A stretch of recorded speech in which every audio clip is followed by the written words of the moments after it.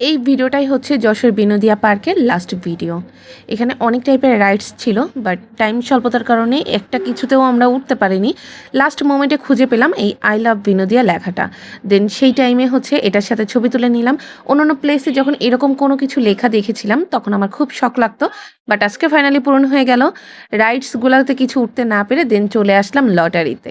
এখানেও কিন্তু লটারি ছিল। আমার আসলে কোনো কিছুতেই লজ্জা হয় না, আমি বারবার লটারি কিনি কিন্তু কিছুই বাধে না। আর শিয়া মন খারাপ করে লটারির টেনশনে উল্টাপাল্টা জামা কাপড় পরে ফেলেছে। ওর আসলে প্রচণ্ড মন খারাপ ছিল, লটারিতে যখন দেখছে কিছুই পায়নি।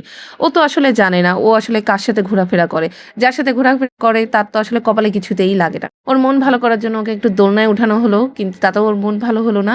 সে পুরা কেঁদেই দিছে যে লটারিতেও কিছু পায়নি বলে। ওটা যে একটা ভাগ্য পরীক্ষা এই জিনিসটাও বুঝেই না, কারণ ওর লাইফে প্রথমবার হচ্ছে গিয়ে লটারি জিনিসটা দেখলো। এটার সাথে ও আসলে অত বেশি অভ্যস্ত ছিল না। তো ওর শখ পূরণ করার জন্যই মেইনলি আমি হচ্ছে লটারিটা কিনছিলাম, যাতে ও একটু এক্সাইটেড থাকে গিফটগুলোর জন্য।